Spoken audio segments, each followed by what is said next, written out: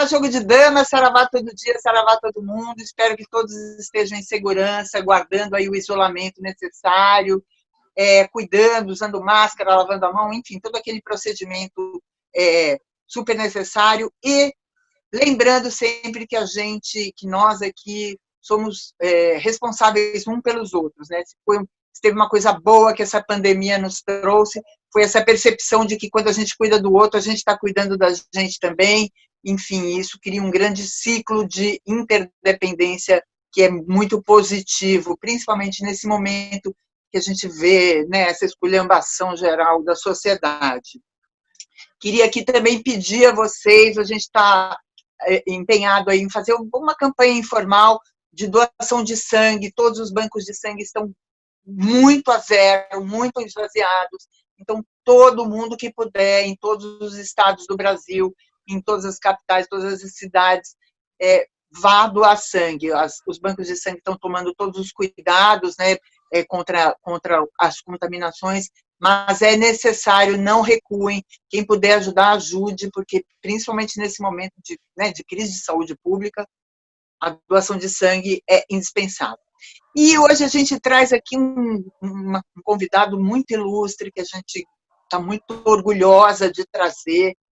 Queria agradecer já de antemão, né, a disponibilidade dele, que é o Nildo Orix. Eu vou aqui apresentar, porque o título dele é enorme. Ele é professor titular do Departamento de Economia e Relações Internacionais da Universidade de Santa Catarina e presidente do Instituto de Estudos Latino-Americanos, o IELA, o famoso IELA. Nildo Orix, bem-vindo, saravá. Saravá, um prazer estar aqui no Jogo de Damas, em que nome, hein?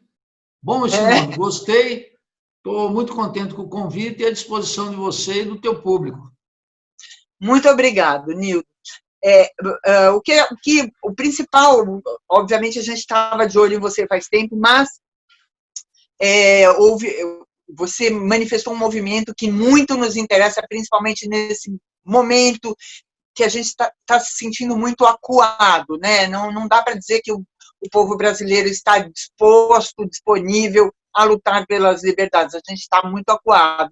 E você é criador, se não me engano, do movimento Revolução Brasileira. Queria que você contasse um pouquinho para a gente o que é a Revolução Brasileira. Bem, veja, por que devemos lutar? O que justifica a nossa luta? Conquistar um governo municipal, ser governador do estado, ocupar o cargo de ministro de Economia, presidente do Banco Central, chegar à presidência da República? Não. O que justifica a luta de um militante político revolucionário é lutar pela revolução. É só isso que justifica. Mas, Niobe, os dias atuais comprovam, quer dizer, reafirmam, na verdade, uma velha máxima de toda a América Latina. Se você quiser ter um governo, lute pelo poder. E nos últimos anos, sobretudo no Brasil, não em todos os países latino-americanos, mas no Brasil, o que se chama esquerda esqueceu uma lição elementar, que o que nós temos que fazer é lutar pelo poder político e lutar por todo o poder político. Para quem? Para mim? Para você? Não, para a classe trabalhadora. Isso se chama socialismo, isso se chama revolução. A esquerda brasileira, durante os governos do PT, mas os governos do PT já são produto disso também, há muito tempo abandonaram uma perspectiva de poder. De poder de quem? Ora, dos trabalhadores, aqueles que constroem a riqueza do país. Isso, então, tem não só uma lição elementar da política, básica, como nós temos uma tradição. Então, quando nós ajudamos a lançar, e com a minha pré-candidatura dentro do Partido do Socialismo da Liberdade à presidência da República, lançamos e tematizamos a Revolução Brasileira, e lançamos uma tendência da Revolução Brasileira, Niobe, o que nós estávamos fazendo na prática era atualizar dois movimentos. O primeiro, que nós estamos aqui para lutar pelo poder político e pelo socialismo. E o segundo, recuperando uma longa tradição brasileira que data desde sempre, tem um século de discussão sobre o que é a Revolução Brasileira. Veja, você está na França, A França fez uma revolução, a Revolução Burguesa. Os Estados Unidos fizeram aquilo que eles chamam de Revolução Americana, que a Guerra de Secessão é talvez o capítulo mais eloquente, né? Começa com a independência, faz a Guerra de Secessão. Os ingleses aí, vizinhos teus, a Inglaterra, fizeram a Revolução Gloriosa. A China fez a Revolução de 49. Cuba fez a Revolução de 59. Quem está congelado no tempo somos nós, que não fizemos a Revolução Brasileira. E para explorar todo o nosso potencial, nós só podemos realizá-lo no interior de uma Revolução Brasileira. Agora, isso digo do ponto de vista histórico, das grandes lições dos grandes países, né? E nós poderíamos colocar aqui o Vietnã, todos os grandes países, os países que conseguiram, a Argélia, estou falando do Vietnã e da Argélia porque tinha uma relação íntima com o colonialismo francês. A Argélia não seria absolutamente nada se não tivesse feito sua guerra de independência e uma ruptura, uma guerra revolucionária, né? Eu nunca me esqueço o livro de Frantz Fanon, que me parece o melhor livro dele, que é Sociologia da Revolução.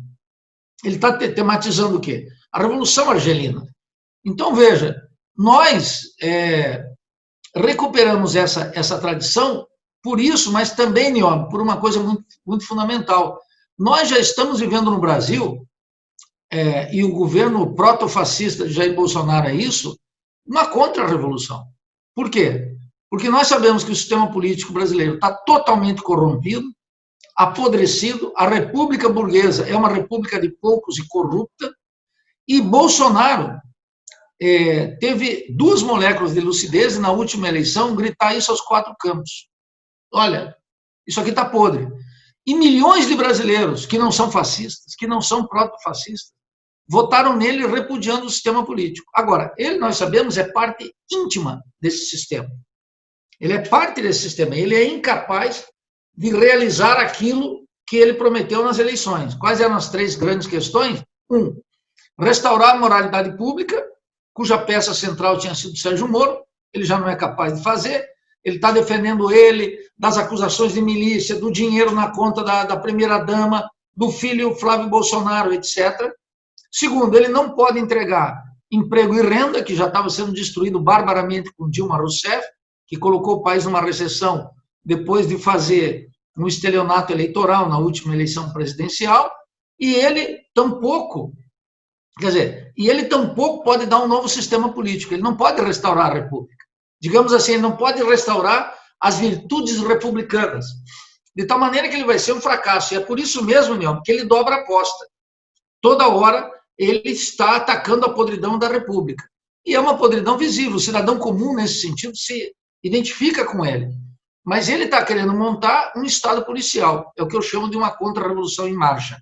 Para enfrentá-la, frentes eleitorais não resolvem, o que resolve é um grande movimento de massas que tenha como objetivo a conquista do poder político, porque essa gente veio por tudo. Eles não estão de brincadeira. Eles encerram, assim, finalmente, uma certa inocência que ainda é dominante no meio do que se chama esquerda brasileira ou o pensamento progressista brasileiro. Bolsonaro cancela essa puberdade inacabada, essa juventude, nem diria juventude, porque a juventude é algo muito belo, mas eu diria esse período de adolescência da esquerda brasileira, que quer reivindicar para si uma pureza e uma divisão entre bons e maus. Ora, isso não existe mais. Bolsonaro coloca isso. É um momento, então, definitivo da vida política do Brasil e é um momento fundacional, Niome, porque agora nós vamos ter que, como diz um ditado mexicano muito bom, haveremos de separar los hombres de los niños. Agora é as crianças dos adultos. Não adianta mais brincar de fazer política. Agora nós vamos ter que, para as vias de fato, nós vamos ter que discutir o tema do poder. Eu acho que isso o que nós tematizamos com a Revolução Brasileira é isso. Basicamente isso. Me parece um ato fundacional. Nildo, você falou uma coisa que é muito interessante, que a gente observa muito. Quando o Bolsonaro durante a campanha dele, né? Porque a campanha dele era uma não campanha, né? questionava a política, ele calou muito fundo em vários corações que vinham desgostosos com a política, muito justificado, né? A política realmente se degradou ao longo do tempo, de uma forma, enfim, não cabe aqui nem dizer por culpa do quê, mas a política se degradou, se revelou degradada.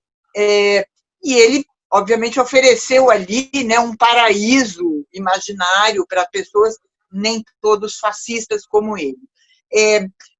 Mas essas mesmas pessoas, quando você fala de lutar pelo poder, eu lembro muito, na época que o Lula foi eleito, né, que as pessoas usavam esse termo de forma ruim. O poder é uma palavra que as pessoas, o brasileiro ainda não sabe lidar com esta palavra, né? Então, você falar que você está lutando pelo poder, isso é uma coisa de totalitarismo na cabeça do média brasileiro. Então, como é que a gente informa essas pessoas? Eu diria os déspotas esclarecidos, enfim, né? Os que estão aí perdidos, os arrependidos, os desentendidos da vida. Como é que a gente informa sobre a necessidade dessa revolução? Porque essa revolução é uma necessidade histórica para virar essa chave, para que a política passe volte a fazer sentido. Olha, quando você recorda isso, é muito complicado. Não, mas eu acho que você toca num ponto essencial, Leon. Qual é o ponto essencial? Lá na década de 80, nós, saindo da ditadura, que não teve o enterro que mereceria, foi uma transição lenta, gradual e segura. Segura para quem? Segura para a Embaixada de Washington, para os interesses imperialistas aqui na América Latina e no Brasil, segura para as multinacionais, para os latifundiários, para os grandes comerciantes e para a burguesia paulista, em especial, que é o grupo 14 da Fiesp, etc. Então, quando a gente dizia assim, eu quero lutar pelo poder, as pessoas detestavam, porque elas achavam o seguinte, e com razão, elas diziam, olha, a ditadura é inaceitável, porque a ditadura brasileira trouxe progresso burguês e, naturalmente, miséria e exploração dos trabalhadores. E, de outro lado, uma corrupção imensa. Os escândalos de corrupção, Coroa Brastel, Brasil Investe, as polonetas, eu posso passar aqui, tem literatura ampla sobre isso. Então, quando se falava em política, a grande maioria rechaçava. E quando alguém dizia, olha, eu lembro que se acusava o Brizola, e o Lula dizia, inclusive, isso do Brizola, o Brizola, para chegar ao poder, é capaz de pisar no pescoço da mãe. Essa era uma frase que o Lula dizia. Veja que o Lula era um sujeito que satanizava a disputa pelo poder. Bom, isso correspondia a um fato real, as maiorias repudiavam o governo e identificavam o governo com poder. Qual teria que ser a função da esquerda? A função da esquerda não teria que ser lutar por uma democratização do poder, mas pela conquista do poder político pelas classes trabalhadoras, pela maioria do povo. Isso só se faz com revolução social. É preciso dizer claro. Eu digo para os meus amigos que querem ser vereador, deputado, prefeito, senador, governador, vocês só poderão disputar mandatos e assegurar a presença de governos se tiverem um projeto de poder. Depois do fracasso histórico do PT, qual é o fracasso histórico do PT? A origem? São muitos, né? A degradação moral, ética e programática do partido, a conciliação de classe na central sindical, mas também o fato de que não tinha um projeto de poder. E quando não tem um projeto de poder, se limita a administrar o Estado burguês. O Estado burguês é esse aí que está aí, com Bolsonaro, com política fiscal, cambiária e monetária que favorece os monopólios, com a renda da terra que favorece a concentração da propriedade fundiária e da propriedade urbana, com a falta de uma política cultural capaz de enfrentar a indústria cultural metropolitana, que aboba o brasileiro com Netflix e com o lixo da indústria cultural estadunidense e europeia. Enfim, nós não temos nenhuma possibilidade de fazer nada. Vocês aí na Europa, por exemplo, experimentam o que é, com dificuldades, uma comunidade europeia. Percebe que tem os problemas migratórios, etc., mas está em construção com a sabotagem permanente do Império Inglês, sempre aliado dos Estados Unidos, e sob controle da OTAN. Se a Europa não der um chute no traseiro dos Estados Unidos, ela nunca será uma alternativa de poder no mundo, jamais. Então, veja, nós temos que lutar pela integração latino-americana. Isso tudo só se faz se tivermos a luta pelo poder político. Então, faz parte, é algo definitivo, Nióbio, que a esquerda diga claramente que luta pelo poder. E por todo o poder. Mas qual é o poder? Eu não me inibo com a discussão do poder. Sabe por que a direita não precisa disputar o poder? Porque ela já detém o poder. Aquilo que os bolsonaristas falam que é uma burocracia estatal, se eu chegar lá no Banco Central, se eu chego na presidência da República amanhã, eu já disse aos meus colegas, um é o cargo que o povo me dá, de presidente. O outro, do presidente do Banco Central e do Ministério da Fazenda, eu quero para mim, porque eu não quero ser rainha da Inglaterra. Entendeu? E nós vamos fazer o quê? Eu vou chegar lá e vou me deparar com uma burocracia estatal que é toda pró-burguesa. Então, eles não precisam lutar pelo poder, porque desde o delegado da Polícia Federal até a burocracia do Banco Central, passando pelos postos de carreira de todo o Estado, eles são todos treinados na arte de atender a burguesia. E eles não saem, nem quando desenham políticas públicas amplas, universais e não focalizadas, como que é o Banco Mundial, eles sabem que estão servindo a burguesia.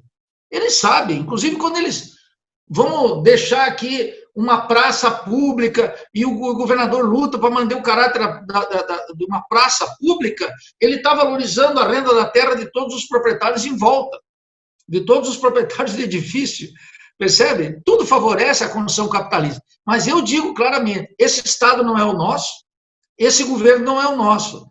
E o Estado que há de vir será um Estado construído pelo combate nas massas. Nós vamos ter que colocar esse Estado para baixo. Agora, essa é uma lição mínima. Outra coisa é alguém dizer, Nildo, mas isso não é possível agora. Eu digo, opa, isso aqui vamos analisar. Eu topo essa conversa. Mas o nosso objetivo é esse de colocar esse estado de coisas abaixo. Nós não podemos perder isso. Agora, qual é a correlação de força? Tudo bem. O que é a esquerda no Brasil, e tu tocou, e o PT foi a expressão máxima desse fracasso histórico, que ele eternizou o Estado burguês. Eu lembro o Zé Disseu dizendo coisas que me soavam assim, Max Weber, mas nem era Max Weber, era apenas o Lula diz essas bobagens toda hora. Nós precisamos políticas de Estado e não de governo. Eu chego a tremer, porque eu sei o que é uma política de Estado. Uma política de Estado é uma política burguesa, não é uma política cidadã. Ora, isso é uma bobagem. Não é aqui nem na periferia capitalista, nem aí, na França, nem na Europa, nem nos Estados Unidos. Nós temos que fazer a diferenciação entre Estado e governo. Então, veja, essa é uma questão essencial. Então, nós temos que educar o povo para a luta pelo poder.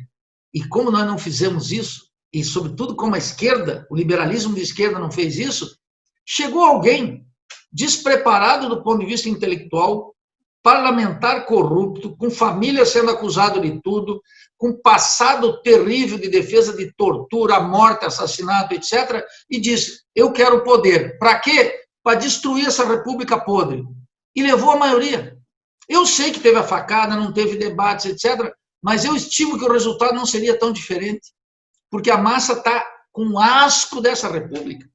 E ele continua, Niel. Veja que eu chamo o Congresso Nacional de um covil de ladrões há uma década. Ainda já na época de Dilma e Lula. Para mim, isso é um covil de ladrões. Como eu digo, não há crime no Brasil, desde sempre, mas já de instituição do João Goulart, que não foi feito com o apoio do STF. Como é que eu vou defender o Supremo? Eu sei o que é a manipulação, ou como diria George Orwell, a manufaturação da opinião pública pela Rede Globo. Como é que eu vou defender essa mitologia liberal da liberdade de imprensa? Não contem comigo para isso, porque a liberdade de imprensa foi dada semana passada aqui, um exemplo clássico. O proprietário do SBT, o senhor Silvio Santos, suspendeu a edição do Jornal do Estado. Agora, tem uns abobados, deputados cretinos, gente nefasta, com papinho e mandatinho de esquerda que fica dependendo da liberdade de imprensa. Como é que a liberdade de imprensa significa liberdade para os monopólios mentirem, manufaturar a opinião do nosso povo todo dia? Então eu me indigno contra esse bom mocismo. Esse bom mocismo é nefasto, ele é nocivo, ele anestesia as consciências, ele fortalece a consciência ingênua. ele não apressa a transição de uma consciência ingênua para uma consciência crítica. Então, é isso que nós precisamos. Nós precisamos falar a verdade com o povo quer a verdade. Mas, para falar a verdade, a esquerda, ela, o que se conheceu como esquerda, porque hoje, concretamente, o sentimento hoje aqui no Brasil é um só. Quem faz oposição a Bolsonaro é a Globo e o STF, ou seja, nós estamos perdidos, porque nós não podemos ganhar as ruas ainda. E eu temo que quando nós pudermos ganhar a rua, eu acho que nós vamos ter que começar a marchar contra Bolsonaro, inclusive com o coronavírus, porque não vai ter alternativa, percebe? Mas eu olho para o lado e vejo, o que está fazendo o Lula? Uma bobagem atrás do outro, diz uma bobagem. O que está fazendo o Ciro? Quer ficar já de um bom moço.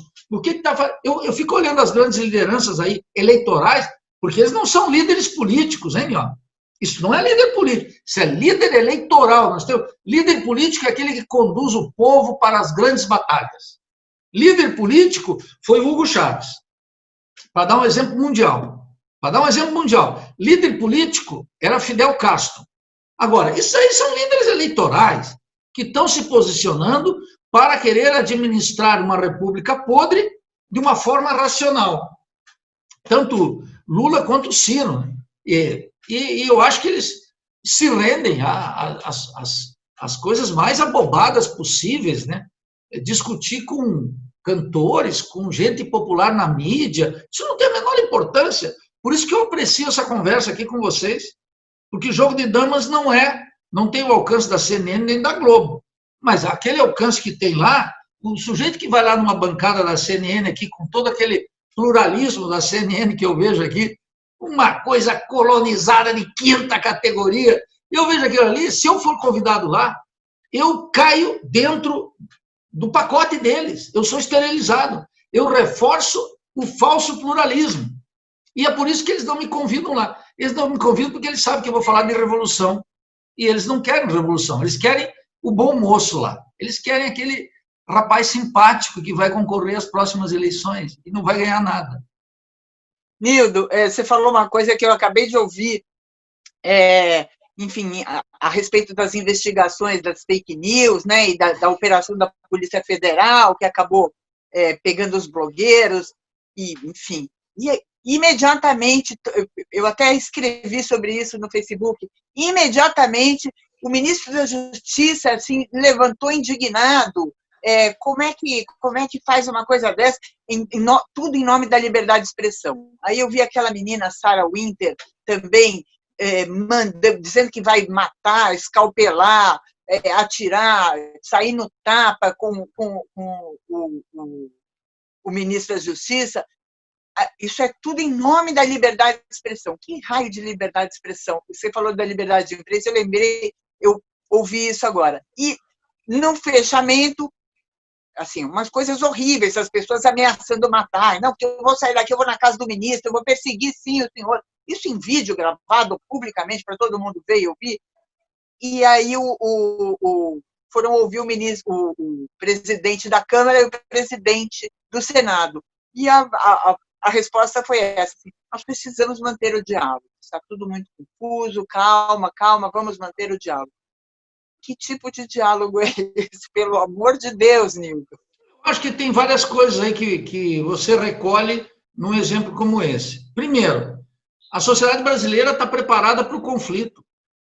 A primeira coisa que nós temos... Você veja, sabe que eu sou um crítico da Universidade de São Paulo e daquela sociologia que se produz lá. Aquilo foi um horror. Aquilo é um horror. Tira um pouquinho do meu querido Florestan, mas é um pouquinho também, não é muito. Mas a Universidade de São Paulo ela foi criada numa missão civilizatória francesa. Os franceses vieram para cá, o Fernando Braudel chegou para cá, o Lévi-Strauss, eles vieram, o Michel Foucault, veio tudo, eles baixam aqui, já desde sempre, tem um século. Por isso que eu escrevi um livro que chama O Colapso do Figurino Francês. Porque agora o Brasil está agringalhado, e as universidades também. Mas ele se criou uma sociologia, e isso se incorporou nos partidos políticos, porque os partidos políticos não produzem teoria. Então, eles pegam de orelhaço as coisas da universidade. Percebe? Por exemplo, agora mesmo, o Vladimir Safat soltou um texto que era uma bobagem olímpica, com um estatuto filosófico, dizendo que temos que fazer uma revolução da solidariedade. Imediatamente, o Boulos e a Erundina, que são dois católicos, o que fizeram? Soltaram um artigo na Folha em defesa de uma revolução solidária. Olha, isso é uma bobagem olímpica. A solidariedade entre os brasileiros não precisa ser lembrada. Por quê? Porque nós, no subdesenvolvimento da dependência, exercitamos relações de solidariedade organizadas pela necessidade que você pode ver na favela ou até num edifício de classe média. O sujeito pede um arroz emprestado, um sal, um açúcar, um dinheirinho, compra alguma coisa. Esses intelectuais não precisam ensinar nada ao povo. Isso é uma bocosice de quinta categoria, precisa ser chamada como tal. Agora, esse é um aspecto. Segundo, se nega na sociedade brasileira a legitimidade do conflito, Nion. Numa sociedade atravessada pela desigualdade, o conflito é a voz do oprimido. E, portanto, quando o oprimido diz eu ocupo a terra, eu enfrento na bala um latifundiário, eu enfrento os garimpeiros, que são os indígenas, enfrentam os garimpeiros, e a FUNAI que vai lá, agora, né, atacar suas terras e ocupar suas terras, etc. Ora, nós temos que dizer que o conflito é legítimo na sociedade brasileira. E se o conflito é legítimo, tem uma dose de violência política que nós temos que reivindicar como absolutamente legítima e eticamente justificável. Agora, a esquerda é boa moça, assim, não, ela sabe o que a esquerda pensa aqui? E esse pessoal que faz apologia nos movimentos sociais, que eles estão vivendo na Suíça. Ou aí na França. Aí na França o pau come, o Estado reprime, não tem moleza. Eu sei que não tem desaparição, assassinato nos termos da América Latina. Eu conheço esses dois mundos. Mas nós temos que legitimar o conflito. E numa sociedade cada vez mais desigual, porque desde 94 a sociedade é cada vez mais desigual, a renda é mais concentrada, o patrimônio é mais concentrado, a soberania é cada vez mais diminuta, a presença das multinacionais é gigantesca, o endividamento do Estado cresce, o sistema carcerário explodiu, a fronteira agrícola se expande com assassinato de dirigentes e destruição ambiental. As multinacionais garimpam a Amazônia com um monte de ONGs que tem que ser expulsa do Brasil. Eu defendi a expulsão de ONGs no Brasil muito antes, a esquerda que fazia essa crise. Depois a esquerda começou a querer recolher uns euros, ganhar uns eurinhos aí da Europa, e uns dólares dos Estados Unidos, ela passou a não criticar mais. Ford Foundation, Frederick Ebert, isso é uma bobajada. Isso vem muito pelos acadêmicos, hein? Então, veja, o que nós temos que fazer, Nió? Nós temos que legitimar o conflito político. A vítima se levanta. Quando a vítima se levanta contra a injustiça, contra a prepotência, contra a barbárie, contra a morte, é uma violência legítima.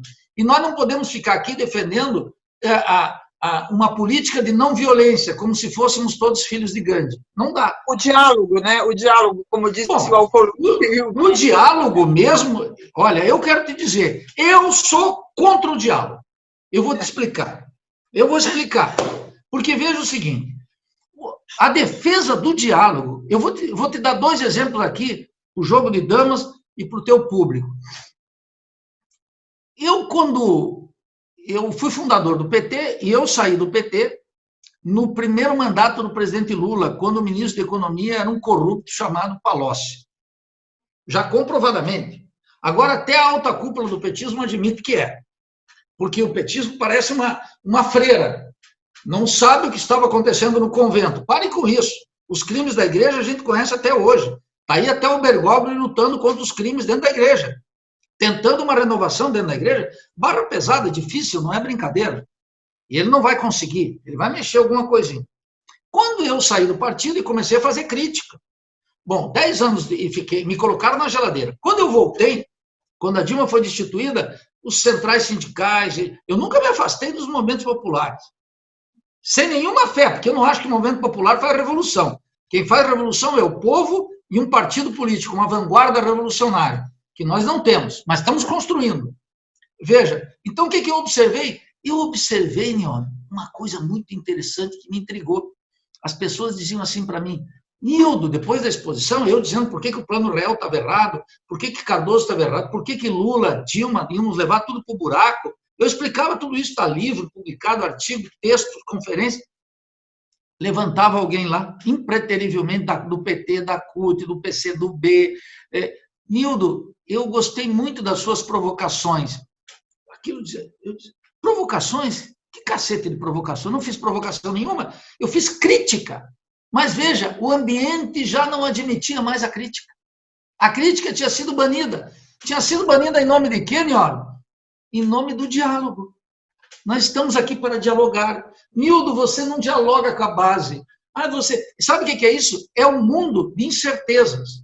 Ora, um diálogo, lá Paulo Freire, se fosse para recuperar, porque coitado do Paulo Freire está sendo massacrado pelos seus discípulos. Tem um abismo entre o que ele disse, como um pedagogo católico, eu conheço toda a obra dele, ele é filho de Álvaro Vieira Pinto, do filósofo do Izebe, que por sua vez era filho de Alberto Guerreiro Ramos. Mas se tu falar para um Paulo Freireano, de Alberto Guerreiro Ramos e de Álvaro Vieira Pinto, ele não sabe nada. Ele não sabe. Ele lê lá nos livros da Pedagogia do Oprimido, Consciência Crítica, Consciência Ingênua, ele não sabe que é do Álvaro, ele não sabe que é do Guerreiro, ele não sabe que é distração hegeliana, ele não sabe nada. Eles pegam de orelha. É um negócio muito católico, muito religioso, que eu sou ateu completo, então eu não quero saber disso para cima de mim. E ninguém acima de mim, nem protestante, nem afro. Todo esse negócio de religião tem que desaparecer daqui, porque isso é muito perigoso, e nós estamos vendo onde é que está chegando isso. Então, Niobe, não quero perder o fio da meada para te dizer o seguinte, eu observava, não, nós precisamos manter um diálogo com isso, diálogo com aquilo. Vocês esterilizaram o conflito e o diálogo passa a ser apenas formal, sem substância. E é um diálogo alienante, porque não toca nas questões essenciais. Quando o sujeito diz, eu quero dialogar, é que ele está dizendo, sabe o quê, Niobe? Eu não quero a crítica. Esse diálogo entrou para substituir a crítica. E quando eles diziam, Nildo, você faz boas provocações, eu vinha de uma época em que o que provocava no movimento era a direita. Fazia os provocadores, você sabe, e aí justificava a repressão. Então eu digo, parem com essa canalice. Parem com essa canalice. Mas por que isso tomou lugar? Porque no meio da esquerda não tinha mais crítica. E por que não tinha mais crítica? Vou concluir com isso, de minha parte. Olha só, a universidade nunca foi tão miserável do ponto de vista da crítica. Nunca, hein? Está falando aqui um professor universitário. Está falando aqui um sujeito que tive 2 oportunidades para sair da universidade e ganhar dinheiro. Eu vou dar o caso da universidade.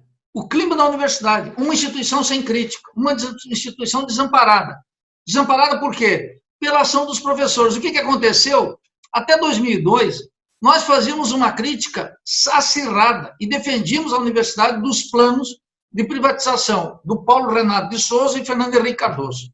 Não é? Esses sujeitos, alinhados com o Banco Mundial, com tudo que é ruim, e inclusive pelo fato de que o Plano Real estava reconfigurando as relações entre Estado e economia, muito claramente em favor da transnacionalização, eles podiam dispensar a universidade.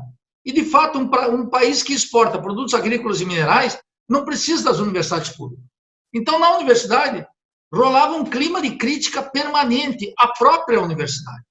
A universidade é inadequada. Eu, por exemplo, não defendo a atual universidade. A atual universidade é indefensável. Eu não quero a sua privatização, eu não quero o seu fechamento. Mas essa que está aí é horrorosa, de cima embaixo. É alienante do ponto de vista dos conteúdos programáticos, é ruim do ponto de vista da sala de aula, faz pesquisa marginalmente, tudo que eu puder colocar aqui. Tem uma boçalidade completa do acadêmico que é anti-intelectual, os acadêmicos são anti-intelectuais, e nós convivemos com a crítica. Bastou o Lula chegar na presidência da República e todo mundo abandonou a crítica da universidade. Sabe o que começou a fazer? Começou a fazer a melhoria da universidade. Mas essa universidade não pode ser melhorada. Ela vai ter que ser redefinida de cima a baixo. Com o quê? Com a força da Revolução Brasileira. Eu não estou descobrindo pólvora. O Darcy Ribeiro descobriu isso, o Álvaro Vieira Pinto descobriu isso, e até o Florestan Fernandes, num livro chamado Universidade Brasileira, Reforma ou Revolução, descobriu isso. Agora, tudo isso está sendo esquecido hoje, Niobe, por todos esses aprendizes que estão aí. Então, vejam, querem manter essa universidade. Ora, a crítica é fundamental. A partir de 2002, desapareceu a crítica na universidade. E a esquerda abandonou a crítica à universidade. E a escola em geral. Começou a melhorar a escola, com aquele modismo de cotas e ações afirmativas from United States, que é um horror, já chegou a ser o final. caducou nos Estados Unidos e caducou aqui também. Posso dar até os números sobre isso. Eu sempre fui um crítico disso. E por quê? Porque nós aqui éramos críticos, na melhor tradição latino-americana, do fim do vestibular. Aquele que diz cota, diz vestibular. Ele está dizendo a mesma coisa. Então ele diz, bom, como não é possível uma revolução, aí é cota. Mas cota entra numa partezinha desse tamanho da nossa população, num ensino público que é também muito diminuto, são 1.800.000 alunos dentro das públicas. E nós temos pelo menos 24 milhões de brasileiros em idade universitária que não acessam o sistema. E eu tenho um acesso universal no México, na Argentina, no Uruguai e em Cuba. Como é que eu vou importar esse sistema de cotas dos Estados Unidos? Isso é um horror, um horror. Bom, nós não fizemos a crítica mais à universidade. Sabe o que aconteceu, Nió? O monopólio da crítica ficou com a direita. Olha que tragédia. Aí, a direita vai lá e diz assim, a universidade não presta. E a maior parte dos alunos diz, é verdade. A universidade não atende a maioria. E aí os alunos dizem, é verdade.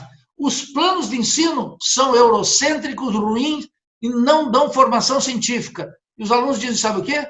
É verdade. As ciências humanas estão atravessadas pelos caprichos dos professores, todos doutores, a sua grande maioria formada nas grandes universidades do mundo, especialmente as europeias, para reproduzir aqui as modinhas. O último grito francês. Vou dar um exemplo. Pierre Bourdieu foi uma febre aqui. Agora ninguém mais fala nele. Já morreu, obviamente. Daqui um pouco vem outro. Vem Alain Badiou e vem outro. Mas isso está assim desde sempre. Percebe? Sem conexão. Os planos de ensino, um engenheiro sai da Universidade Brasileira sem saber o que é a dependência científica e tecnológica. Entendeu? Um aluno da sanitária sai daqui sem entender qual é o problema sanitário do Brasil. Eles estão descobrindo agora. Pela forma da pandemia, pelo desastre do contágio massivo. Um advogado sai da Universidade Federal pensando em ser o Sérgio Moro, que foi um sujeito que transgrediu, mas isso é o dominante. Então, quando a direita diz a universidade é alienante, ela está falando a verdade. Desde 2011, junto com o professor Rampinelli, nós desenvolvemos um projeto, que agora está saindo o terceiro tomo, que é de crítica à razão acadêmica, assim que se chama. Porque a gente observou assim, desde 2011. Agora, tudo aquilo que a gente dizia em 2011 está claro aí. Então, quando o protofascista ataca a universidade, o povo não nos defende, Nió. Não nos defende porque... E mais, dentro da universidade, a maioria dos alunos entendem que a universidade é muito ruim. Vamos tirar já de cara. Não é que não tem talento dentro da universidade. Tem um imenso talento. Mas é um talento cativo. Cativo pela forma de organização, cativo pelos programas obsoletos, cativo porque os ministros nunca tocaram no nervo da universidade, cativo porque as universidades ficaram fazendo políticas públicas para os governos e petrificaram aqui dentro as suas convicções sem o contato com o subdesenvolvimento da dependência. O único projeto que nós temos no Brasil é o projeto da Universidade Necessária do Darcy Ribeiro. Fora disso, não tem. Não tem outro, esse é o que tem. E para que nós queremos a Universidade Necessária? Necessária para quê? Para superar o subdesenvolvimento da dependência. Agora, isso não pode ser feito sob a égide de governos que se submetem a uma razão de Estado. O Estado tem interesses permanentes, Nió. Eles não abrem. Cedo ou tarde, eles cobram o seu preço, como cobraram no Brasil. Essa é a nossa tragédia. Então, a encalacrada que nós estamos aqui é de uma esquerda que não vai poder se puxar pelos próprios cabelos. Ela vai ter que sair a partir desse imenso conflito que está metido à sociedade brasileira, e o que a esquerda tem que fazer é assumir o conflito na plenitude e dizer claramente, nós viemos aqui, estamos do lado dos oprimidos, dos explorados, dos trabalhadores. Para quê? Para parir uma república onde caibam todos. Uma república onde caibam todos é uma república que eu não vacilo em dizer a república criada pela Revolução Brasileira. A república socialista é essa, não é outra. O exclusivismo burguês que marca a trajetória brasileira e que marca os dias presentes, ela já tem dono. Aqui quem manda são o sistema bancário, os latifundiários, os grandes comerciantes, as multinacionais e uma burguesia industrial decadente, que está localizada basicamente em São Paulo, incapaz de enfrentar uma política que liquida com ela com o Paulo Guedes. De resto, nós não podemos aproveitar o nosso imenso potencial da biomassa, nós não podemos colocar para o nosso povo saneamento básico, nós não podemos atender. Nós temos 10% de analfabetos e outros 26% de analfabetos funcionais. O analfabetismo foi erradicado em Cuba, foi erradicado na Bolívia, foi erradicado na Venezuela, no Equador. O Brasil nem o analfabetismo erradicou. Então, veja, que planeta nos encontramos? Então, a esquerda vai ter que dizer, nós temos lado, vamos assumir a cota de violência necessária para isso e vamos ter que fazer uma redefinição programática gigantesca da esquerda. Ou ela assume esse lado, ou ela vai sucumbir. Ou ela vai fazer, sabe o quê? Declarar sua impotência diante da marcha permanente que Bolsonaro e os protofascistas fazem. Todos os dias. Todos os dias eles avançam. O que a esquerda faz? Vai fazer um repúdio na tribuna do Congresso. Dá dó. Ou vai entrar com uma ação, ou vai entrar com uma ação de inconstitucionalidade, uma ADIM, no Supremo Tribunal Federal. Francamente, isso não é papel da esquerda. Veja, eu não estou propondo que a gente assuma a luta armada. Eu estou propondo que a gente não caia em enganos elementares. É essa lucidez. 2 moléculas de lucidez é que eu estou pedindo. 2, não mais. Só isso basta. Agora, essa esquerda fica aqui manifestando o espírito republicano. Quer que o presidente se comporte com os módulos de um duque do século XVII. Isso é uma idiotice. Isso é uma idiotice. O povo degrada isso, o povo não quer. Veja, nós já tentamos tudo aqui. O sociólogo francês financiado pela Ford Foundation, Fernando Henrique Cardoso. O operário retirante, aliado da Igreja Católica e com aliança na FLCO, o Partido Democrata nos Estados Unidos, que era o Lula. Nós já tentamos a mulher ex-guerrilheira e etc. Nós já tentamos o rapaz que era do Largo de São Francisco, seu corrupto e liberal Michel Temer. Agora um militar degradado de 5ª categoria que bate continência com a bandeira dos Estados Unidos. Nós só não tentamos a Revolução Brasileira. O resto já foi tentado tudo. O que vai precisar? Agora vamos lutar por um presidente negro e depois pelo quê? Qual vai ser o próximo passo dentro dessa insanidade? Nós vamos ter que discutir uma transformação radical da sociedade brasileira.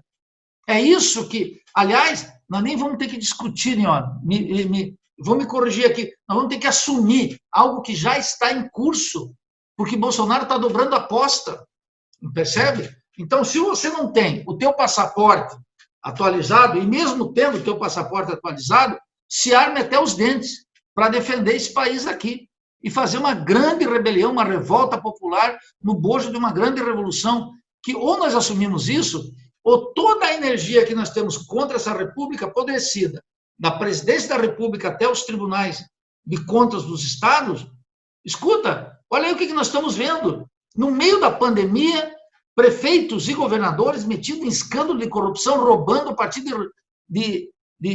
uma pandemia de respiradores. O povo... Respirador. Para você ver, quer dizer, isso está tudo podre. Quer mais o quê?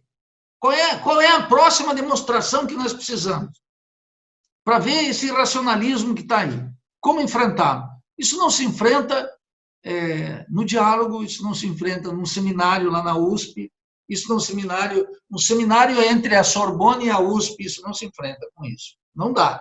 Nem nota de repúdio, né, Nildo? Bom, nota de repúdio, francamente, isso aí é aquele ditado popular, né? Ah, mas nós tínhamos boas intenções. O inferno está repleto de boas intenções. Nós precisamos de uma nova praxis política, uma praxis política revolucionária. Não é fácil construí-la, mas hoje ela é absolutamente indispensável. E eu quero recordar para os céticos, aqueles que dizem, não é viável, não sei o quê, todas as revoluções no mundo. Em 1916, a Revolução Russa era impossível. Em outubro de 17, ela era absolutamente indispensável. E assim aconteceu com a Revolução Cubana. Em 57, 58, era inviável. Em 59, ocorreu. Nunca mais vai ocorrer outra. 19 de julho de 79, ocorreu a Revolução Nicaragüense. As revoluções são inviáveis. Há 15 dias, depois se tornam uma necessidade para as massas. Agora, precisa ter uma vanguarda política capaz de perceber isso. Então, nós, na Revolução Brasileira, o que nós estamos construindo, ajudando na construção, é esse processo. Tem um grande escritor mexicano, por certo, militante herege dentro do Partido Comunista Mexicano, chamava José Revueltas. Ele escreveu uma novela extraordinária que chama Proletariado Sem Cabeça. El Proletariado Sem Cabeça. E o que acontece no Brasil? Nós temos uma massa sem vanguarda, uma massa que é portadora de uma iracúndia extraordinária, mas que não tem um condutor. Então, falta a vanguarda. Na tradição latino-americana, falta o caudilho, falta o partido, falta o dirigente. É isso que falta. E todos os que estão aí querem dialogar, eles querem ser parte da República. É o que você falou, o Maia, aí hoje, e o Alcolumbre, dois picaretas, diga-se de passagem, com processo de tudo quanto é tipo, com acusações de todo tipo, chamando o quê? É o que eles têm que chamar, o diálogo e a cordura. Vamos conversar, pacificar os espíritos, a chapa esquentando, a crise arrebentando o povo e eles chamando ao diálogo. Francamente, a quem querem enganar? A mim? Não. Eu posso me declarar na minha impotência absoluta aqui, mas eu não participo do engano e do embuste. Eu acho que é o mínimo que nós devemos fazer. Nildo, tudo isso que você está falando, inclusive da nossa a falta histórica de uma revolução brasileira, me fez pensar nessa questão das várias, bem entre aspas, conquistas brasileiras, que foram, na verdade, concessões. Né? A República foi uma concessão, a abolição da escravatura, geralmente foi uma concessão do que a gente chamaria de direita aos direitos civis, né? Sempre foi uma concessão, nunca foi o resultado de uma luta, nunca foi resultado de um posicionamento e de um enfrentamento, como você estava exemplificando. A gente não teve um enfrentamento, não tivemos líderes que enfrentaram. Na verdade, foi sempre na base do diálogo, da negociação, e a direita acabava concedendo. Assim como foi a direta, já, enfim, foi sempre uma negociação, como foi o fim da ditadura militar. Foi uma concessão do regime militar e não uma conquista, como quer parecer ser. Pensando em tudo isso, o que você propõe como revolução? Qual a praxe? Qual que é a praxe para essa revolução brasileira? Eu queria só fazer um reparo que em 1930 ali teve um conflito de alta magnitude, né? Não vamos esquecer que Getúlio Vargas bombardeou São Paulo. O chefe das tropas lá era Euclides Figueiredo, pai do João Batista Figueiredo, que foi o último ditador eleito, né? Porque os nossos ditadores aqui, eles eram eleitos também, tem mais essa. E depois teve a Contra-Revolução Paulista de 32, que é o orgulho de São Paulo, que é naturalmente uma contra-revolução, uma contra-revolução da direita, né? Que organiza a maioria ainda dos paulistas em torno dessa concepção. Mas o que eu digo que é uma revolução é o seguinte: em 29 nós tivemos uma crise gigantesca. Hoje tem 40 milhões de desempregados nos Estados Unidos. E em julho, possivelmente, a taxa de desemprego nos Estados Unidos será 31%. 10 pontos a mais do que era em 29, que foi 21. Você veja que é uma crise mundial. Aí na Europa está sendo devastadora, igualmente, os empregos, etc. Agora, é claro, como tem instituições de um estado de bem-estar social mais ou menos relativamente estabilizado, nos países mais, em outros menos, etc. e tal, aí eles estão, e tem o Banco Central Europeu, e tem o excedente que vem no mundo inteiro, eles conseguem apaziguar um pouco as coisas. Nós temos uma crise mundial gigantesca que vai continuar moendo riqueza, concentrando propriedade, poder político e muito dinheiro na mão dos ricos, como está já os dados nos Estados Unidos de maneira muito clara.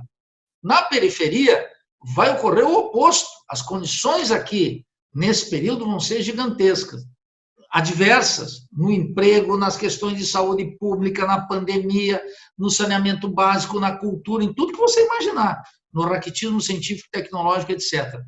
Então, nós vamos ter que entender que as formas que nós utilizamos para fazer política até agora caducaram a sua eficácia. E que nós precisamos, em primeiro lugar, uma nova praxis política. Qual é essa praxis política? Ela tem que estar dentro de uma concepção da Revolução Brasileira. Até hoje, o que a esquerda fez? Em 64, a esquerda tinha políticas públicas e a política de reforma de João Goulart. Como ele não vinculou com a Revolução Brasileira, nós sofremos uma ditadura de 21 anos. Depois, no processo de democratização, nós não tivemos reformas, porque nós tivemos a Constituição de 88, que em seguida, como disse o Delfim Neto, o Brasil era inadministrável com aquela Constituição e começou a aparecer o reformismo de direita, as contra-reformas. Por exemplo, o Cardoso fez o fator previdenciário, o Lula fez a reforma da Previdência contra nós, todo mundo veio, até aqui, nós viemos perdendo sempre, desde 88, a gente veio perdendo sempre. E aí, o que isso concebeu? Não tinha mais reforma, só política pública, empobreceu em relação a 64. 64 era política pública e grandes reformas. Reforma agrária, reforma urbana, reforma educacional, reforma bancária, eram as reformas do Jango. Depois de 85, não tínhamos mais reformas. Contra-reformas, todos os governos, e política pública como efeito compensatório. Quer dizer, o povo empobrecia, mas tinha o Bolsa Família. O povo perdia a propriedade, mas tinha Minha Casa Minha Vida. Programinhas todos muito modestos, muito modestos. Quando tu vai olhar isso, tu tinha que mandar esses governos ajoelhar no milho, porque foram o que eu chamo migalhas sociais. A riqueza crescendo, como diria o Lula, é o 6º PIB do mundo, e a propriedade concentrada e a riqueza mais concentrada ainda. Fortaleceu todas as categorias. O Brasil deixou de se pensar, não tínhamos reformas. Agora nós temos uma crise gigantesca, as políticas públicas não funcionam, são muito restringidas, e a direita veio com uma contra-revolução violenta, e querendo instaurar um Estado policial com alguma modalidade. Eu digo que o mais próximo disso não tem a ver com Chile, com Peru, nada, tem a ver com o Estado de terrorismo, de Estado que nós temos na Colômbia. Lá na Colômbia tem eleições periódicas, imprensa livre, tribunais funcionam e uma matança embaixo, uma matança generalizada. E não é porque tem a guerrilha, porque a guerrilha fez um acordo, a Farc, né, fez um acordo e a direita rasgou o acordo, começou a matar e prender os personagens que fizeram o Pacto de Havana, sancionado pela ONU, com apoio do governo colombiano, etc. Então, quando você me pergunta sobre essa nova praxis política, eu digo que são 3 ou 4 coisas essenciais. Em primeiro lugar, a esquerda precisa começar a valorizar a teoria. Sem teoria revolucionária não há revolução. Isso é um ditado do Lenin. Se você observar a esquerda, Daniel, a esquerda não tem teoria. Entre no site do PCdoB, no site do meu partido, PSOL, não tem teoria alguma. No PT, idem, não tem nada. Percebe? Então, não tem teoria. Eles não sabem nem dizer, sabe o quê, Daniel? Que crise é essa? Não sabem dizer. Não sabem dizer. Então, veja, eu acho que esse é um problema sério. Um problema muito sério nosso. Então, nós precisamos ter teoria. Teoria do quê? Teoria da crise e teoria da Revolução Brasileira. Qual é o ritmo da transformação aqui? Quais são as grandes reformas? E como é que nós vamos ter que ter uma ruptura com a ordem dominante? Essa ruptura vai envolver uma ruptura social gigantesca que já está em curso. Nós vamos ter que assumir esse processo e dar uma direção para ele. Segunda questão, nós não tem mais saída dentro do atual sistema político. É isso que o Bolsonaro entendeu. A esquerda quer salvar a República. Qual República? A República burguesa. Qual República? A República rentista. Essa que todo mundo mama na gigantesca dívida pública, não produz um emprego produtivo, não cria riqueza, mas aumenta seu poder patrimonial e sua apropriação do que se chama renda nacional. Apropria-se de um excedente econômico produzido aqui. Miséria de maneira violenta. As grandes capitais brasileiras é um quadro deplorável. Vai na Praça da República em São Paulo, vai na Cinelândia no Rio de Janeiro. A miséria é violenta. Nem vou falar de Belém do Pará, de Aracaju, não vou falar de Recife, não vou falar Porto Alegre, Floripa. Isso está generalizado. Vitória no Espírito Santo, Belo Horizonte, o grau de pobreza é gigantesco. Então, o que a esquerda vai ter que assumir? Entender esse movimento e assumir radicalmente isso, reorientando a praxis dos partidos políticos e das centrais sindicais. Todo partido político hoje, tem uma central sindical. Eu pergunto, para quê? Mantém uma burocracia sindical que é incapaz de garantir sequer as conquistas que nós tivemos até agora.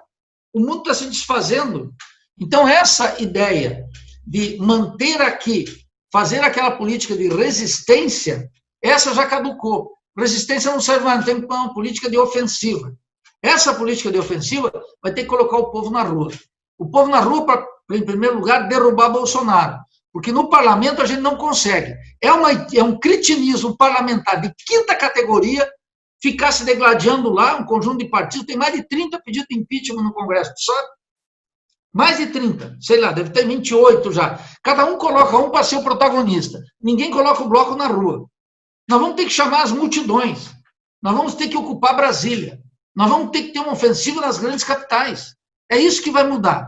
Então, a esquerda vai ter que ter uma nova prática política. E outra coisa, a esquerda não vai poder assumir essa ideia de que o importante é ter uma bancada de deputados federais.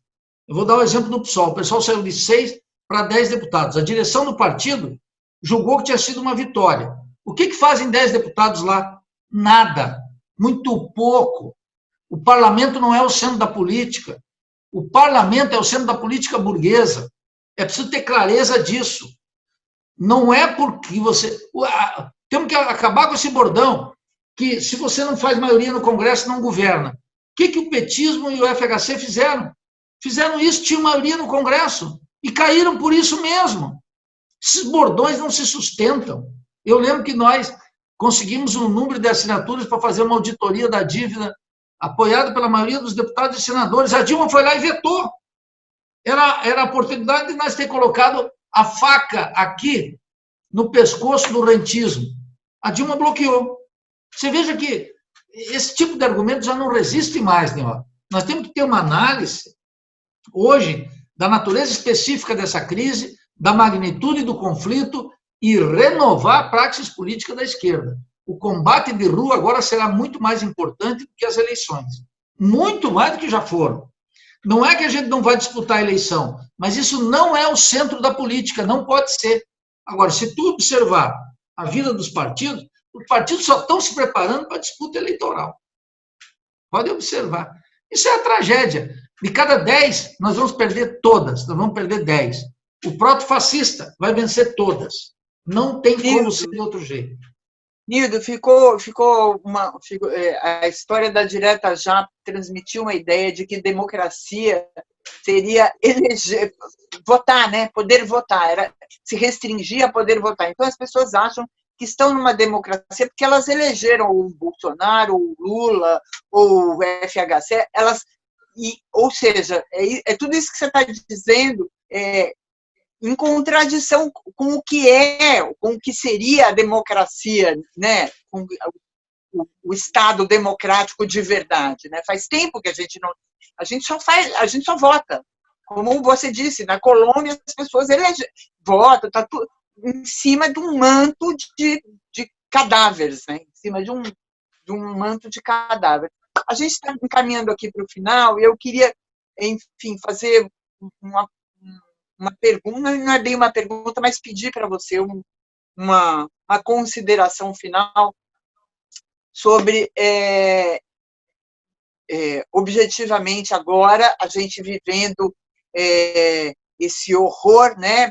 A gente está vivendo sob ameaças da família Bolsonaro, ou seja, que se fizesse... A gente, na verdade, o que se convencionou chamar de esquerda, está agora todo mundo sentado no auditório, vendo a direita brigar com a extrema-direita, né? A gente está vendo, a gente está aqui comendo pipoca no auditório, tipo na hora do recreio, e esperando que a direita faça exatamente isso que você falou. Parece que a gente está esperando que a direita faça o serviço pela gente, que ela resolva, né, de uma vez expulsa essa extrema-direita, porque depois, certamente, nós elegeremos o grande salvador da pátria. Queria que você falasse um pouquinho dessa situação de... Eu estou pensando aqui no Dória, né? O Dória virou, em algum momento, ele virou um herói, né? Porque ele confrontou o Bolsonaro. Até o Witzel, né? Outro dia, o Witzel falando sobre fascismo, né? Sobre o Bolsonaro fascista, enfim.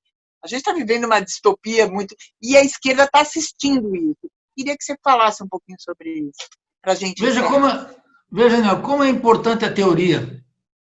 Tem gente, Nildo, mas tu, com essa teoria... Sem teoria, tu não vai na esquina, rapaz. O sujeito não vai na esquina se não tiver teoria. Esse pessoal diz que é teoria. Sem teoria não se faz nada. Sem teoria, eu não estava falando aqui com você através do meu computador pelo StreamYard. Mas tem uns idiotas aí que acham que dá para fazer política sem teoria, a partir de um pragmatismo. Eles não pensam que os militares no Brasil, que estão vinculados com o Comando Sul dos Estados Unidos, todos esses militares aí, eles pensam estrategicamente o dia inteiro. O dirigente das centrais sindicais é que não fazem mais isso, porque são proprietários de um pragmatismo barato de quinta categoria. Os dirigentes partidários, a mesma coisa. É deplorável ver, quando tu escuta o Lula, para dar só um exemplo, mas eu podia também dizer do Ciro, quando tu escuta o Lula, ele só faz, o Lula orienta toda a sua análise por um moralismo barato, a defesa dos pobres. Mas isso o Bergoglio já está fazendo, nós não precisamos, já tem o Papa, não precisa mais. Então, se tu perguntar assim, o Lula orienta para quê? Não orienta para nada. Ele convoca para quê? Para nada. Observe, pare para olhar e dizer assim, vamos ver para onde ele está nos levando, para lugar nenhum. Então, veja, quando eu digo aqui o negócio da teoria, é isso. Quando começou essa onda, o pessoal dizia, é o fascismo. E nós da Revolução Brasileira dizíamos, não tem nada de fascismo. Porque se eu tivesse fascismo, as reuniões que eu participei correndo o Brasil durante 2 anos seriam derrubadas com taco de beisebol e grupos paramilitares mandando para cacete. Agora, segundo, democracia. Digo, não, parem com isso. Quem está lá na Baixada Fluminense sabe que quem comanda o narcotráfico, junto com os evangélicos, decidem se você pode ser candidato a vereador ou não. Segundo, o poder econômico nas eleições é terrível. Terceiro, o poder midiático na televisão é de onde saiu Dória. Se você me der um programa de televisão durante 10 anos, numa televisão brasileira, eu me elejo o que você quiser. Porque aí chega lá, 10 anos o Nildo na televisão. Aí nos últimos 45 dias, coloca o Nildo e a Nióbia. Quem é que vai ganhar? Nióbia, 45 dias. Nildo, 10 anos e 45 dias. Eu vou te ganhar todas. Percebe? Agora as pessoas dizem assim, bom, agora o Witzel, não, agora ele brigou com o Bolsonaro, nós temos que fazer uma frente com ele. Aí no outro dia, ele é acusado de corrupção gigantesca, e está lá a oposição com ele. Aí a maçona diz, é tudo corrupto. Tudo que o Bolsonaro quer é uma frente. Porque o Bolsonaro vai realinhar nós contra eles. E é o que tem que ser feito na política, o bem contra o mal, burgueses contra proletários. É isso que é fundamental. Você está aí na pátria da comuna. A comuna estabeleceu isso. Então, veja, isso é uma questão fundamental. O Bolsonaro está esperando que se una Lula, Dória, o governador lá de Maranhão, esqueci dele lá, do PCdoB. Flávio Dino. Junte tudo. Sabe o que o Bolsonaro vai dizer? A velha política. Olhem a velha política. E vai ganhar de novo. Agora, os caras estão dizendo, não, mas a crise econômica, ele tem 30%. Ele sai com 30% numa eleição. E numa eleição ele ganha. Exceto se a crise econômica atravessar esse país tão violentamente que vai nos fraturar. E nós estamos com um alto risco disso, de uma crise econômica gigantesca. Então, veja, esse tema da teoria, ele é fundamental. Ele não é brincadeira. E quando a gente fica dizendo, olha, fazer uma frente, o Witzel, Dória, o que a classe dominante fez? A classe dominante tem Bolsonaro e o ultraliberalismo do Paulo Guedes, garantido. O proto-fascista comandando lá. No outro lado, a oposição ficou por conta dos governadores. Agora, o episódio Witzel, agora no Rio, com a Polícia Federal, mostrou o quanto essa oposição é débil, que ela não se mantém. É diferente que o Dória. Mas, agora o Witzel, o caso Flávio Bolsonaro está no Ministério Público do Rio. O Witzel vai meter a justiça em cima do cara. E vai atuar lá. O Ministério Público vai para matar Flávio Bolsonaro. Da mesma forma que Jair Bolsonaro foi para matar o Witzel. Não tenha dúvida. Ele já foi trocar a Polícia Federal no Rio por causa dessa briga. Quer dizer, a polarização hoje é entre a ultradireita e a direita. Falta algo, isso não me desespera, Nióbio. Falta a esquerda. Tem um espaço para a esquerda. Agora, a esquerda não pode chegar lá e dizer assim, nós precisamos voltar para as bases. Tem um discurso bem cretino, de extração católica, nós abandonamos as bases. Tu vai voltar às bases para dizer o quê? Eu fui lá na favela da Rocinha, lá na comunidade da Rocinha. Tu chega lá, sabe quem manda? manda em primeiro lugar a polícia, em segundo lugar o narcotráfico, em terceiro os evangélicos. Tu vai lá voltar para dizer o quê? Vamos fazer uma comunidade eclesial de base? Os caras vão rir da tua cara, porque a situação é grave. E isso vale no Brasil inteiro. É muito grave o que está acontecendo nas comunidades, atravessado pelos trabalhadores. Milhões de trabalhadores hoje estão desempregados. Então, tu tem que dizer o que para eles? Não, nós vamos reconstituir os programas sociais. Ninguém acredita mais nisso. É preciso, hoje, plantar a semente da revolução. Esse tempo que nós estamos vivendo é um tempo, e isso eu aprendi aqui, vendo as lutas na América Latina, tem tempos, Niobe, que são tempos de semeadura da revolução, e tem tempos que são de colher a revolução. A flor da revolução está aí entre nós. Nós temos que saber se nós vamos regá-la. Seria um erro rotundo, se a esquerda viesse aqui com a conversa mole da democracia. Essa conversa mole da democracia fortalece o Itzel, fortalece o Dória, não fortalece os trabalhadores. Os trabalhadores não têm apreço pela democracia, porque a democracia é uma realidade histórica a ser conquistada pela força das massas.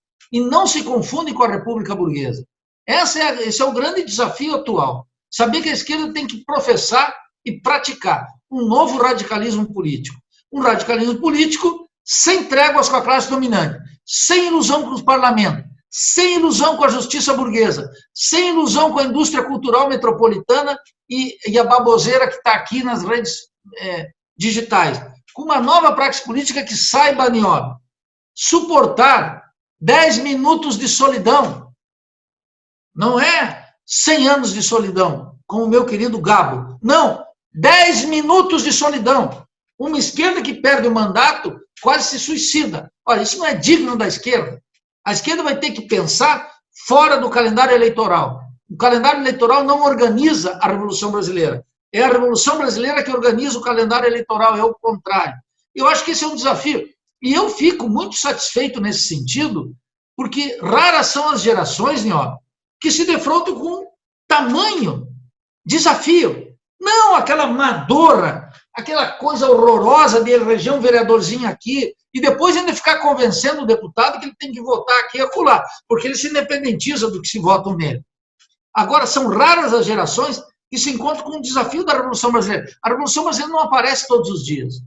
Ela aparece de acordo com a crise capitalista mundial. E agora ela está aqui entre nós. Nós vamos ter que assumi-la. Agora, para isso, nós vamos precisar de estudo, reflexão, militância, um novo radicalismo político, uma nova iracúndia, um comportamento distinto, uma atuação qualitativamente superior e, inclusive, uma dose de sacrifício e heroísmo que o político vulgar não é capaz de dar. Não está interessado em dar. Percebe? Nós vamos precisar disso. Isso é um tempo. Isso são as exigências, as demandas do nosso tempo, do que está aqui. Eu não estou falando nenhuma loucura. Eu estou constatando aquilo que está aqui correndo entre nós. Ou nós vamos decifrar e derrotar esse monstro, ou esse monstro vai nos engolir. Esse é um momento de radicalismo político, de um novo radicalismo político. Um radicalismo que acolha, alimente e organize a iracúndia que o nosso povo tem. O rancor que o nosso povo tem. Contra o quê? Contra as instituições. Essas instituições têm que ser colocadas todas abaixo. Acho que esse é o grande desafio nosso. É um tempo que nos dá uma oportunidade histórica. É um tempo que não ocorreu. Ocorreu no Brasil em 30, ocorreu em 64, ocorreu naquela... Você lembrou aí aquela transição controlada por Washington pela Avenida Paulista de 85 e está ocorrendo agora. Agora... nós vamos ver do que somos feitos. Antes, estava facilzinho. Votava num político cretino, ele ia lá, fazia alguma coisinha e ficava todo mundo brincando que estava bem. Nós fizemos uma digestão moral da pobreza. Nós, eu digo, os setores de classe média. Porque eu fui visitar o Minha Casa Minha Vida lá na Rocinha, eram 440 apartamentos, numa comunidade que tem 110 mil pessoas. Os programas dos governos petistas, programas sociais, todos eles representam uma poderosa digestão moral da pobreza e nenhuma coalizão de força. Eu vi o que são programas sociais na Venezuela, organizando a militância. Aqui nenhum organizava. Nenhum organizava. Veja que o governo Maduro é um governo muito ruim sob vários aspectos. mas ele tem o povo do lado dele. E ele faz operações lá com 350 mil jovens armados, prontos para enfrentar os Estados Unidos. E já tem mais de 2 milhões de milicianos lá, armados para o povo, com consciência bolivariana, com anti-imperialismo, e passando necessidades, Nior, gigantesca. A vida na Venezuela, para o venezuelano trabalhador, não é fácil. É muito difícil. Eu conheço aquela realidade porque eu trabalhei lá no Banco Central lá durante 3 meses, como pesquisador. Eu conheço, fora as inúmeras viagens que eu fiz para lá. Então, agora nós estamos convocados para um tempo histórico, decisivo. Resta saber agora, não do que é feita a direita, não do que é feita a Embaixada de Washington, do que nós somos feitos. O que nós vamos fazer agora? Ficar brincando de democracia? Ficar brincando com a liturgia de uma república podre? Nós vamos ter que assumir na plenitude uma revolução social, que ou nós fazemos, ou teremos que amargar a plenitude de uma contra-revolução. Que eu alerto aqui, os piores anos da ditadura podem ser ainda um refresco comparado com o que está sendo montado aí. Então, o que a experiência latino-americana nos diz? Ela diz o seguinte: todos aqueles governos que aspiraram ao poder conseguiram manter os governos. Todos aqueles que não fizeram um real processo de transformação, cujo centro era a participação das massas na política, não seguraram. Não adianta para o pensamento liberal de esquerda dizer que o Lugo foi destituído no Paraguai num impeachment que durou 14 horas. Dizer que Manuel Zelaya, em Honduras, dançou precisamente porque a Embaixada de Washington tirou ele com apoio. Dizer que Jean Bertrand Aristide não resistiu no Haiti, porque todos esses governos tinham uma característica: não convocavam o povo. Por que isso não aconteceu na Venezuela? Veja, no caso boliviano, a situação mais trágica ainda. Evo e Álvaro Garcia Linera renunciaram. O meu amigo Alfredo Jalife, que é um jornalista mexicano, publicou antes da destituição de Evo, um largo artigo que eu coloquei, inclusive, no meu Facebook, está lá para que todo mundo veja, dando o nome dos militares, como é que ia ser, como é que seria depois da eleição, tudo direitinho, como é que ia ser o golpe, a destituição deles. E eles não armaram um esquema de segurança, por quê? Porque, no fundo, tem um divisor de águas na política latino-americana. Aqueles governantes que querem manter o povo como ovelhas, que a cada 4 ou 6 anos são convocados para votar, e aqueles que convocam o povo para exercer sua soberania e que pressionam todas as instituições com o hálito do povo. Essa é uma grande questão. Isso é uma divisão de águas na América Latina elementar. É isso que, em última instância, o que é uma revolução social, se não a emergência do povo na história? E, é claro, com a iracúndia do povo, com as armas do povo, com o grau de consciência do povo. Fora disso, nós vamos ficar lamentando o tempo inteiro que a república não é para todos, que a democracia é imperfeita, etc., etc. Mas isso desaparece na história. Então, quando eu insisto em assumir na plenitude a Revolução Brasileira, eu estou falando dessa larga experiência brasileira e latino-americana que informa um processo de transformação em que o povo tem que ser o protagonista. Fora disso, eu não vejo nenhuma alternativa, nenhuma. Não é que eu gostaria, que eu não gostaria. Na política tem outra coisa, viu, Niobe, que é muito importante, não é o que eu gosto. Eu gostaria que a vida fosse distinta, não é? Tampouco dá. Tem uns idiotas que dizem: Nildo, mas você torce por quanto pior, melhor. Isso não adianta torcer. Eu sou um flamenguista, sou rubro-negro. E eu, há 4 anos atrás, eu torcia para o Flamengo e não adiantava nada. Quando o Flamengo montou um timão, eu não preciso nem torcer, ele ganha tudo. É assim que funciona. Então, na política, é ainda mais trágica a situação.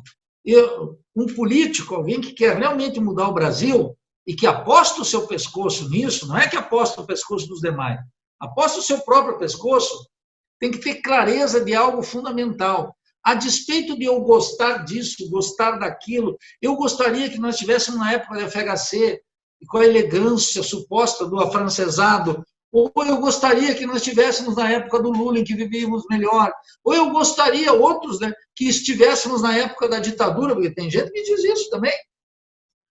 Gostar aqui não conta o mais mínimo. Nós precisamos ter um diagnóstico da crise. Qual é a análise da crise que a gente faz? A Revolução Brasileira tem um diagnóstico da crise, está nas nossas páginas, nos nossos cursos, está tudo lá dito como é que vai ser, e nós temos acertado invariavelmente. Quero te concluir com isso, que é a importância da teoria. Quando terminou a prévia no PSOL, que a direção do partido escolheu o Boulos, eu disse duas coisas.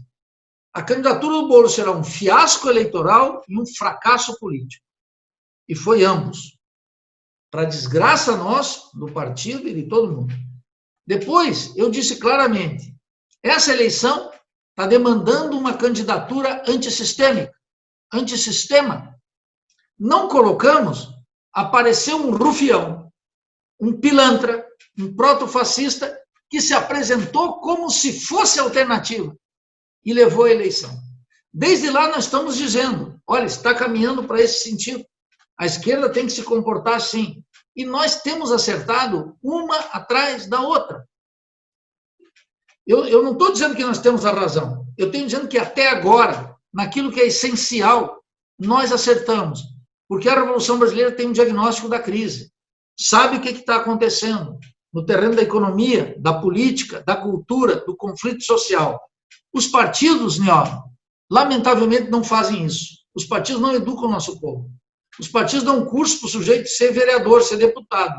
Olha que ridiculez. Isso ensinam o cretinismo parlamentar. As centrais sindicais estão formando um novo sindicalismo? Não. É na oposição às centrais sindicais que está emergindo isso. Então, eu acho que nós temos e quero dizer que não tem uma preparação prévia. A gente se prepara no turbilhão. A gente ganha musculação nadando contra a maré. Eu dou sempre um exemplo aí. Vai lá no Rio de Janeiro, aqui em Floripa, eu vejo surfista. Eles são tudo barriguinha tanquinha, são fortes, sabe por quê? Porque eles nadam contra a maré o tempo inteiro. Eles não surfam só na onda. Para eles surfar na onda, eles nadam contra a maré. É por isso que eles são fortes. Uma esquerda que não sabe navegar no turbilhão da crise não é digna desse nome. É uma impostura. Uma esquerda que só sabe administrar quando a ordem burguesa vai bem, ora, é cúmplice do sistema. Essa é toda a história. O bom almirante, o bom navegador, o bom marinheiro é aquele que navega nas águas revoltas. Fora disso, é conversa fiada. Fora disso, é conversa fiada. Podem até ganhar as eleições, podem nos colocar numa certa marginalidade política e intelectual, mas eu não me rendo, estou muito tranquilo, estou muito satisfeito com o que estou fazendo. Sei que um conjunto dos camaradas, nós estamos fadados ao exílio ou à morte, ou uma vitória. Aqui ninguém nasceu para ser deputado, nem se perpetuar no Supremo Tribunal Federal. Os revolucionários ou têm a morte com honra ou a glória. Essa é a grande questão nossa. E a política brasileira tirou o dado do heroísmo e o dado do sacrifício. Sabe por quê? Porque é uma política como se todos nós fôssemos parlamentares. Essa política já morreu. Falta comunicar para algumas pessoas, mas elas vão acordar. Com o passar do tempo, elas vão acordar também. Foi um prazer estar aqui com você. Obrigada, Nildo. Nossa, foi um show, um espetáculo. Eu não tenho palavras para te agradecer. Muito obrigada pela tua presença, pelas tuas palavras, pelas tuas reflexões. Obrigada por nos ajudar a pensar, porque eu acho que é isso que é importante, pessoas que nos ajudem a pensar, né? Eu não gosto da expressão pensar fora da caixa, porque eu acho isso uma besteira, como você diz, faz parte de mais uma lista das besteiras que se prega por aí. Nós temos que praticar o pensamento crítico. Exatamente. E é isso que eu te agradeço. Acho que é esse exercício que você propôs aqui, que você propõe com a Revolução Brasileira. Queria convidar todos para assinar o Jogo de Damas JDB, divulgar, enfim, vir aqui nos ajudar, porque é esse tipo de coisa que a gente quer propiciar, essa discussão, essa reflexão esse enfrentamento do lugar comum, das ideias comuns. Muito obrigada. Não deixem de fazer doação de sangue no seu estado, na sua cidade. Os bancos de sangue estão muito precisados. Eu sou Niobe Cunha, a Poliana Barreto está lá na produção, e o Nildo Ourix hoje aqui com a gente. Saravá todo dia, saravá todo mundo. Obrigada. Meu cantar